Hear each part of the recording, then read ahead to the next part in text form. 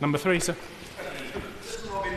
With your permission, Mr. Speaker, I'll take questions 3, 6 and 18 together. One of the core principles guiding our approach to exit negotiations is to protect our historic ties with Ireland and maintain the common travel area. There is a strong joint commitment from the Irish Government, the Northern Ireland Executive and the UK Government to deliver a practical solution that allows for the maintenance of the common travel area. And I welcome President Juncker's recent statement that the EU doesn't want to have hard borders between Northern Ireland and the Republic.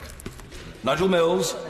Okay, for that answer, does he believe the European Union recognises the very serious impact that trying to force Ireland to reimpose a border would have, not only on the tens of thousands of people every day who cross the border to work, study or for healthcare, but could even have on the peace process, which the EU has been heavily involved in?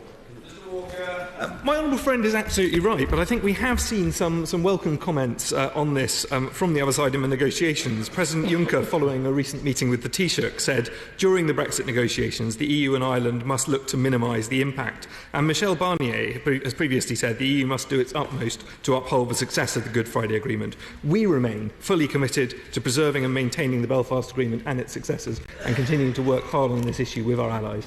Kawczynski. I welcome the strong commitment to the CTA and the White Paper. Shrewsbury has benefited for many generations from Irish citizens coming to work in our community. Will he give them an assurance that their rights will be protected in UK law, much of which predates our membership of the European Union?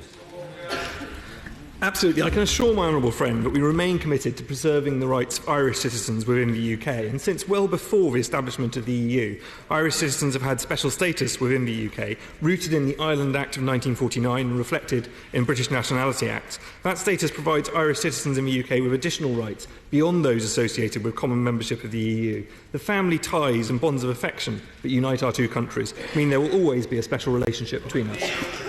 Thank you, Mr. Speaker.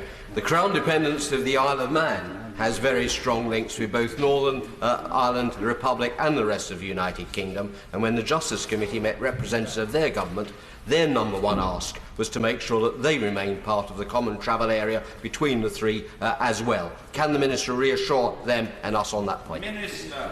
Absolutely, and we greatly value the work of my honourable friend and his committee on these issues. We're looking forward to reading the report of his inquiry into the implications of Brexit to the Crown dependencies. And the Crown dependencies, including the Isle of Man, have been part of the common travel area for nearly 100 years. We're committed to preserving that arrangement, and we've set out in the White Paper that we will work with the Crown dependencies as well as Ireland on improving the common travel area. McFadden. Thank you, Mr. Speaker.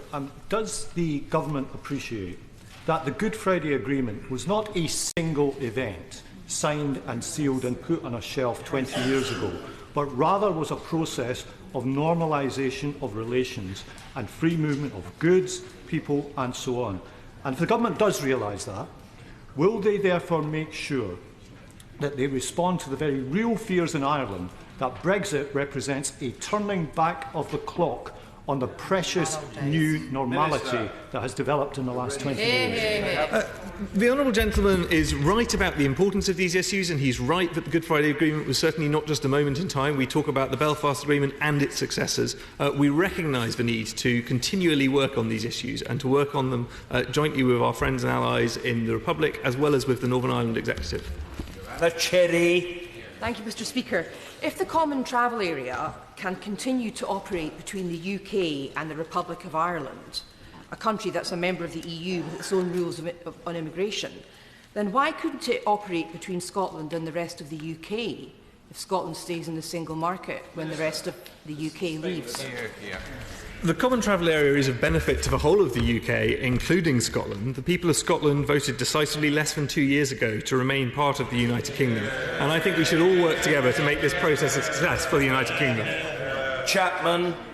Thank you, Mr. Speaker. It is reassuring to hear the words of the Minister on this issue, and he will know the level of concern about this across this House and out there in the country. But if he reads, and I can recommend to him, the House of Lords' recent report on this, and particularly page 62, where he says, the report says we can't assume that this will become part of the Article 50 negotiation. And if that doesn't happen, he must act quickly to reassure the people of Ireland and the UK to make sure that this is done either as part of the Article 50 negotiation or, if not, in a way that happens in time, because it's certainty that is needed more than anything in Northern Ireland? I thank the Honourable Lady for her question. I mean, she's right that we need to do everything we can to provide certainty, and we will take on board the suggestions of the House of Lords report. I welcome, though, the statements that we have seen from the Commission that they are themselves taking a strong interest in this subject. Thank you, Mr. Speaker. When the Brexit Select Committee visited Dublin recently, it was described to us that a default to WTO by the United Kingdom would be catastrophic for the island of Ireland with the reimposition of a border.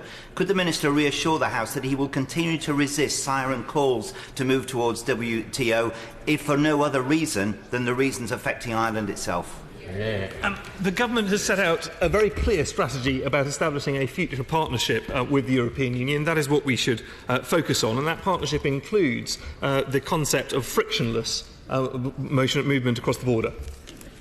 Jim Shannon. Mr. Speaker, could the Minister further outline how the election of Northern Ireland Assembly has impacted upon firming up the common travel area, and how the Minister intends to take this forward in the interim whilst waiting for the Assembly to reconvene, and further what role the Minister envisages the reconvened Assembly having in this process?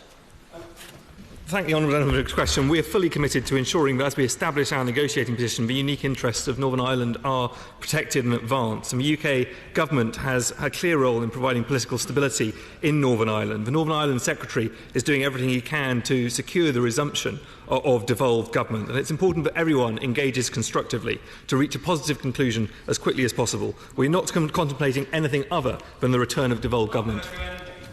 Would it not help enormously if the UK Government made it clear that it wants to make both the Common Travel Area and the Good Friday Agreement in all its strands explicitly named features in the framework for future relationships between the UK and the EU?